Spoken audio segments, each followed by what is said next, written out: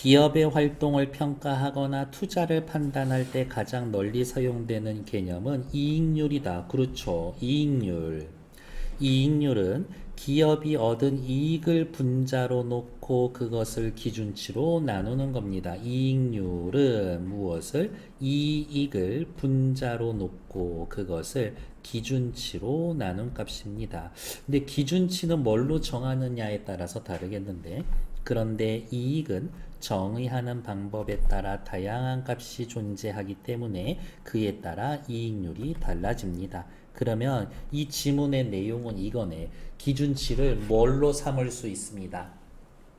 이때는 이렇게 계산하고 이걸로 기준으로 할 때는 이렇게 계산하고 저걸 기준으로 할 때는 이렇게 계산하고 걔네들 차이점 물어보겠지. 기업 활동에서 가장 기본적으로 사용하는 이익은 영업이익이다.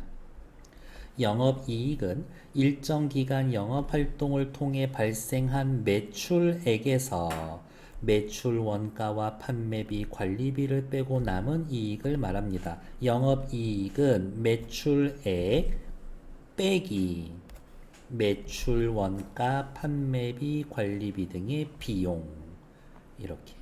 그러니까 벌어들인 것 빼기 내가 소비한 것, 그 정도로 합시다. 그러니까 영업이익률은 영업이익을 매출액으로 나눈 건데, 영업이익은 이익률은 영업이익을 매출액으로 나눈 값인데, 일반적으로 뛰어난 기술을 가지고 있거나 생산성이 높은 기업은 영업이익률이 높습니다. 올해 우리 회사의 영업 매출액은 100억입니다. 100억 했는데 우리가 쓴 돈 다 빼고 실제로 벌어들인 돈은 80억입니다. 라고 하면은 영업이익률은 80%가 되는 거지. 엄청 남겨먹는 거죠. 이렇게. 우리 회사는 올해 100억 원어치 물건 팔았습니다. 그런데 비용, 광고, 마케팅, 물류비 이런 거 다 제외하고 나니까 한 15억 실제로 이득을 봤더라고요. 라고 하면은 영업이익률은 낮은 거지. 일반적으로 기업의 경쟁력을 평가할 때 영업이익률을 많이 봅니다. 경쟁력 평가할 때 영업이익률 많이 봅니다. 영업이익이 크면 그 기업의 실적이 좋다라고 하지만 1000억 원어치 팔고 900억 쓰는 회사는 10%밖에 안 남는 거니까 그렇게 좋은 회사로 보지 않는다라는 거지. 여기에 금융비용이나 투자손환, 외환거래에서의 환차손익 등과 같은 요소는 빠져 있습니다. 영업이익에서 이러한 요소를 가담한 이익을 경상이익이라고 합니다. 그러면 옆에다가 또 체크하셔야 되겠지? 경상이익은 뭐라고요? 영업이익 마이너스 영업이익 마이너스 여기 금융비용, 투자손익, 외환거래에서의 환차손익 등과 같은 요소는 빠져 있습니다. 귀찮아도 쓸게요. 금융비용, 투자손익, 외환거래에서의 환차손익 같은 요소가 빠져 있고 얘네들을 가담한 내용 플러스 마이너스 한 게 경상이익 이런 거지. 우리가 쟤네 물건값 줄 때 달러당 1,500원일 때 물건 줬어. 근데 이제 돈을 받았겠지. 그거를 다시 원화로 바꿀 땐 어떻게 달러당 1,300원이야. 환율이 떨어져서. 그럼 손해볼 수 있는 거잖아. 그런 것까지 다 고려한다라는 거죠. 그러니까 실제로 영업이익보다는 조금 더 자세하게 세밀하게 이익을 알 수 있을 것 같은데 경상이익을 해놓으면 일례로 부채가 많은 기업의 경우 이자로 지출하는 비용이 크기 때문에 영업이익은 흑자다라고 이야기를 해도 경상이익, 은행에 이자 주고 나면 적자가 될 수도 있다. 한편 기업에도 세금이 부과가 되고 우발적 원인에 의해 생기는 특별 손익이 발생할 수도 있다. 경상이익에 특별손익을 더한 후 세금을 빼면 실질적인 이익인 순이익을 구할 수가 있다. 이제 또 복잡한 내용이 나오죠. 순이익 체크. 순이익 옆에다가 이렇게 씁시다. 순이익은 경상이익 더하기 특별손익 빼기 세금. 물론 이 경상이익이라는 말 대신에 얘네 써놔야 되겠죠? 이렇게. 그러니까 이거네. 순이익은 자, 딱 영업이익으로 50억 벌었어. 그런데 금융비용 이런 걸로 해가지고 뭐 은행에 이자 내고 뭐 환 잘못해가지고 뭐 한 5억 손해봤어. 그러면 45억.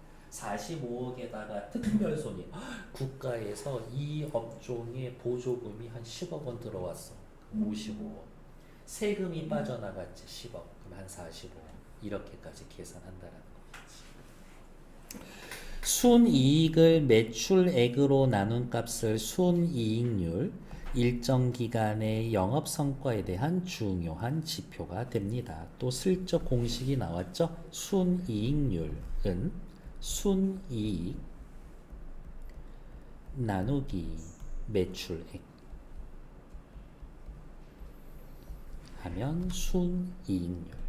요 정도죠. 어쨌든 공식이 여러 개 나오니까 이렇게 섞어서 쓰고 물어보겠지. 세 번째, 사실 외울 필요가 없어요. 어차피 필요하면은 그냥 앞에 나와서 보면 되는 거니까. 기업의 활동을 자산을 투입해서 이익을 얻는 것으로 파악하면 이익이라는 건 이렇게 생각할 수도 있지 않나? 투입된 자산과 관련지어 생각해 봅시다. 이익을 어떻게 정의했던 이익을 투입된 총 자산으로 나누면 이익을 총 자산으로 나누면 총 자산 이익률을 얻을 수 있고 그 이익을 순이익으로 본다면 총 자산 순이익률은 이렇습니다. 이렇게. 무슨 말이야? 내가 가지고 사업 시작한 돈, 사업 시작할 때 가지고 있었던 돈 분의 내가 실제로 얻은 이익. 내가 100억 가지고 사업 시작했는데 이익이 50억 났어. 이렇게 볼 수 있는 거겠지. 그게 총 자산 순이익률. 이 식에서 분모 분자의 매출액을 곱해서 보면 괜찮죠. 매출액 똑같이 곱하면 어차피 이렇게 약분돼서 없어질 거니까 같이 넣을 수 있겠지. 총 자산 순이익률은 이러한 식을 얻을 수가 있습니다. 근데 가만히 살펴봤더니 이 앞부분 매출액분의 순이익은 뭐예요? 순이익률. 뒤에 총 자산분의 매출액 얘는 총 자산 회전율. 총 자산 회전율. 총 자산 회전율은 기업이 보유한 총 자산을 이용해서 매출액을 얼마나 창출했는지 보여주는 지표입니다. 다시 총 자산 회전율은 보유한 총 자산을 이용해서 매출을 얼마나 만들었는지. 총 자산 회전율이 높다면 보유 자산을 효과적으로 사용하고 있는 겁니다. 이 공식에 따르면 중요한 포인트겠네요. 총 자산 수익률은 순이익률과 총 자산 회전율에 비례합니다. 라는 것들. 그러니까 이거야. 이 회사가 100억을 가지고 있어. 이 100억 중에 30억만 굴려서 돈을 벌 수도 있고 80억 굴려서 돈을 벌 수도 있잖아. 근데 100억 가지고 있으면 80억 굴려서 돈 버는 회사가 더 잘 경영하는 회사라는 거지. 있는 거 최대한 써먹고 있는 거니까. 자, 여기가 또 복잡한 개념일 수 있어요. 첫 번째, 기업의 총 자산은 자기 자본 더하기 타인에게 빌려온 부채입니다. 당신의 자산은 얼마입니까? 했을 때 너네 회사는 총 자산이 얼마야? 100억. 그러면 니들 진짜 니들 돈은 얼마야? 30억. 그럼 나머지 70억은 은행에 빌려왔을 수 있지. 자산은 자본 더하기 부채예요. 요 정도는 잘 기억해 두셔도 나쁘지 않습니다. 용어니까요. 자산은 내가 가지고 있는 내 돈 더하기 부채. 어쨌든 빚이라고 해도 내 통장에 꽂혀는 있잖아. 이러니까. 순이익을 자기 자본으로 나누면 자기 자본 순이익률을 얻을 수가 있습니다. 그렇겠지. 자기 자본 순이익률. 이때 분자인 순이익은 총자산 순이익률 공식에서 총자산 곱하기 총자산 순이익률로 나타낼 수 있습니다. 실제로 이 부분은 살짝 무시해도 나쁘지 않아. 분모인 자기 자본은 총자산에서 1 빼기 타인 자본 비율로 나타낼 수가 있습니다. 그래서 정리하면 요것만 기억하시면 됩니다. 자기 자본 순이익률은 밑에 거 내 자본이잖아. 1 빼기 타인 자본 비율 분의 총자산 순이익률. 이런 거겠지. 내 돈 100억 가지고 50억 벌었을 수 있어. 근데 내 돈 30억에 남의 돈 70억 사용해 가지고 50억 벌었을 수 있지. 내 돈 100억 가지고 50억 벌었다라고 하면은 자기 자본 순이익률은 50%일 텐데, 그쵸? 밑에 있는 거는 30분의 50이니까 3일은 3, 37에 20, 3일은 3 얼마? 한 170% 정도 된다고. 30분의 50 이렇게. 그래서 생각해야지. 아, 사업은 남의 돈으로 하는 거야. 내 돈으로 하는 거야. 이렇게 나타낼 수 있습니다. 이 공식을 보면 총자산 순이익률이 일정할 때 자기 자본 수익률은 자기 자본의 비율이 낮을수록 높아짐을 알 수가 있습니다. 뭐뭐일수록 뭐뭐합니다 라는 말은 언제나 중요하다 그랬죠. 총자산 수익률이 일정할 때 자기 자본 수익률은 자기 자본 비율이 낮을수록 높아집니다. 그래서 내 돈으로 사업하는 게 아니라 남의 돈으로 사업하는 거지. 타인의 자본을 지렛대 삼아 자기 자본의 수익률을 높이는 레버리지 효과의 원리를 알 수가 있습니다. 이렇게. 이런 식인 거지. 이 사업이 엄청 확실해. 수익률이 30%야. 이 사업은 일단 무조건 30% 수익이 나게 돼 있어. 이렇게. 100억 투자하면 30억 벌고 1000억 투자하면 300억 벌게 돼 있어. 그러면은 최대한 어떻게 내 돈이 아니라 남의 돈으로 장사를 해야지. 그렇지 않겠어요? 예를 들어 어느 기업이 100의 자기 자본으로 공장을 세워 10의 순이익을 얻었다면 자기 자본 순이익률은 100입니다. 왜? 100 투자해서 10의 이익을 얻었으니까 자기 자본 수익률은 10%. 그런데 이 공장을 자기 자본 50과 타인의 자본 50으로 세웠다면 자기 자본 수익률은 20%가 됩니다. 아까 100으로 10 벌었는데 이번에는 50으로 10을 벌었으니까 2배지. 그래서 20%가 되는 겁니다. 타인의 자본을 끌어들여 올 경우 지불해야 할 이자 비용이 발생했기 때문에 실제로는 순이익이 줄어들 수 있지만 실제로는 20%가 안 될 수 있지만 일정 수준 이상의 순이익이 보장이 된다면 이거 무조건 10%는 줘 라고 한다면 타인의 자본 비율이 높을수록 역시 빨간색이죠. 남의 돈의 비율이 높을수록 자기 자본 순이익률은 높아지는 겁니다. 근데 문제는 좀 이런 거지. 내 돈 1억, 남의 돈 99억으로 사업했는데 이 사업 망해버리면 피해도 크겠지. 그렇지만 타인 자본의 비중이 높으면 위험하기도 하고 다음 당장 눈에 띄는 건 뭐예요? 이자 비용이 커져서 손실이 생길 때 위험도 커집니다. 이자 비용이 커지면 어떤 결과가 나오지? 아까 경상이익이 감소하겠죠. 특히 불황이나 금리 상승기에는 레버리지 효과, 남의 돈 많이 갖다 쓰면 기업의 큰 원인으로 위협으로 작용할 수가 있습니다.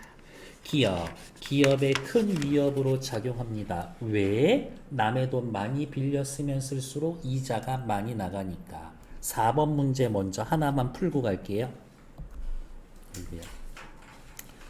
기업에 큰 위험이 작용이 됩니다. 아까 문제는 뭐라고? 이자 비용이 커지는 거니까 이자 때문에 위험해질 수 있습니다. 정답은 5번. 불황이나 금리 상승기에는 자기 자본 비율이 낮은 기업일수록 자기 자본 비율이 낮다. 다른 말로 이야기하면 남한테 빌려온 돈이 많다. 부채가 많다. 부채가 많은 기업일수록 이자를 많이 내야 되니까 금융 비용이 증가해 결국에 자기 자본 순이익률이 하락할 수가 있으니까. 그래서 4번의 답은 5번. 1, 2, 3, 5번 네 문제 복잡할 수 있으니까 얘네는 4분 들여볼게요. 네 문제 시작 천천히 볼게요. 총 자산이 같다면 매출액이 큰 기업의 총 자산 회전율 일단 공식은 써봐야지. 총 자산 회전율은 뭐예요? 무엇 분의 당연히 총 자산 분의 매출액이지. 총 자산이 같다면 매출액이 크면 총 자산 회전율 높겠지. 1번 맞는 얘기죠. 2번 매출액이 같다면 영업이익이 더 큰 기업은 영업이익률도 높다. 영업이익률은 뭔데요? 영업이익을 매출액으로 나눠 놓은 거지. 영업이익을 매출액으로 나누면 그게 영업이익률이죠. 매출액이 같으면 영업이익이 높을수록 영업이익률도 높겠지. 2번 오케이. 3번 매출액과 영업이익이 같은 기업에도 경상이익은 다를 수가 있습니다. 경상이익은 뭐지? 금융비용, 환차손익 이런 거 고려하는 거 아닌가? 어떤 애들은 잘 보고 있다가 달러를 원화로 교환하거나 이럴 때마다 엄청 잘 신경 써서 높을 때 팔고 낮을 때 사오고 그랬어. 그럼 걔네들은 이득 보고 있겠지. 은행 이자도 0.1%라도 줄이면 경상이익은 늘어나겠죠. 3번 괜찮아. 자기 자본 비율이 낮고 내 돈 별로 안 썼어. 부채가 많을수록 남의 돈 많이 쓸수록 기업의 영업이익은 작아진다. 영업이익은 아까 뭐였었더라 공식이? 영업이익은 매출액에서 내가 얼마 썼는지 비용을 빼면 그게 영업이익 아닌가? 자기 자본 비율이랑 부채가 많다 이런 거하고는 상관이 없지. 그러니까 4번 틀린 얘기. 세금을 납부했어. 특별 손익이 없다면 순이익은 경상이익보다 작을 겁니다. 괜찮겠지. 왜냐? 순이익이라는 건 아까 공식이 있었죠? 경상이익에다가 특별 손익을 풀마하고 거기에다 세금을 납부하는 거니까. 특별 손익이 없어 풀마 제로. 세금을 내기는 냈어. 그러면 경상이익에서 세금만큼 빠져야 되니까 순이익은 작겠지. 5번 맞는 얘기. A가 나타날 때의 효과. A는 뭐였었더라? 레버리지 효과였었죠? 레버리지 효과. 레버리지. 남의 돈으로 사업할 겁니다. 이것이 나타날 때의 이해로 적절한 것. 순이익이 늘어나기 때문에 이자 비용이 줄어든다? 아니요. 남의 돈 쓰면 이자는 늘어나야지. 1번 탈락.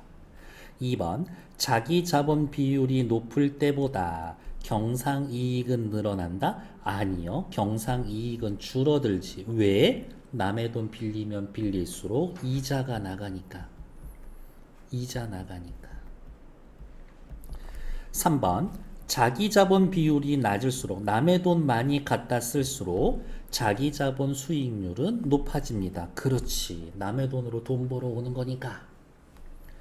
총 자산 순이익률의 증가로 인해서 총 자산 순이익률은 증가 한 해 만에 확신하지 않지. 자기 자본 순이익률은 높아집니다. 뒤에 건 또 맞는 이야기죠. 총 자산 순이익률이 증가하지는 않아. 이렇게 남의 돈 빌려 쓴다고.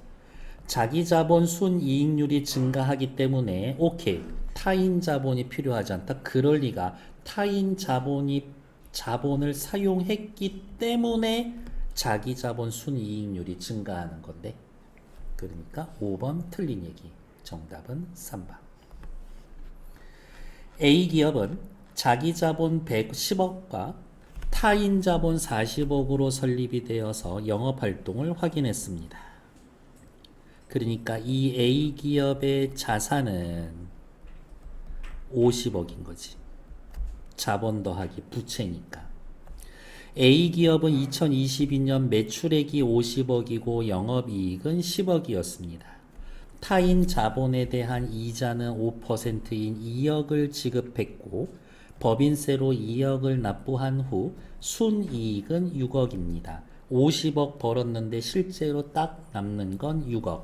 단 이자 지급 금액, 법인세 외에 다른 금융비용 손익은 없고 영업이익이 같다면 법인세도 같다고 가정해 봅니다. 1번 22년 A의 총자산 회전율은 얼마지? 총자산분의 총자산 얼마였더라? 내 거 10억, 남의 거 40억.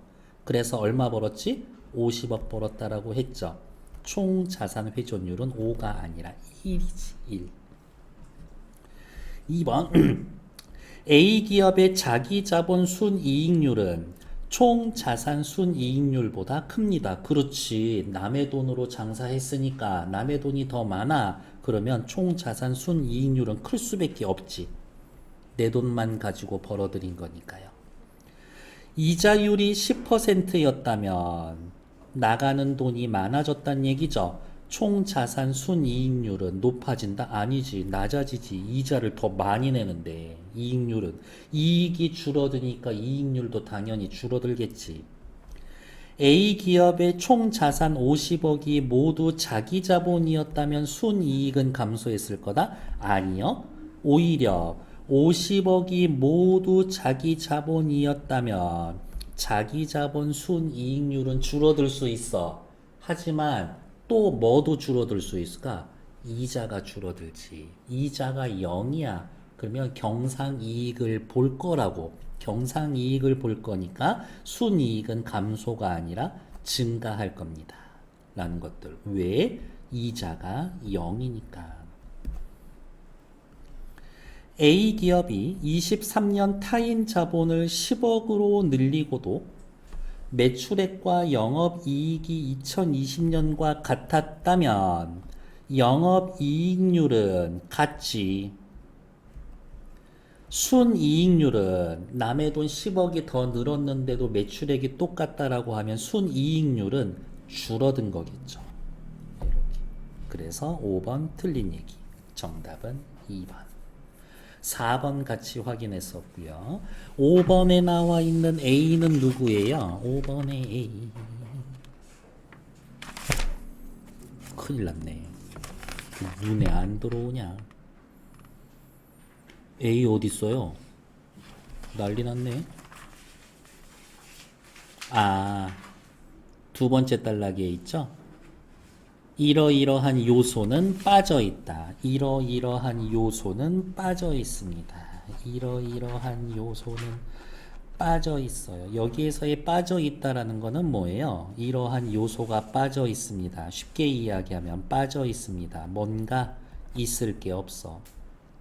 뭔가 있을 게 없어. 이런 거죠. 정답 4번. 준비물 중 있어야 할 것 중 없는 게 있는지 한 번 더 보아라. 그래서 정답은 한 4번 정도 됐을까요? 10분만 쉬었다 갈게요.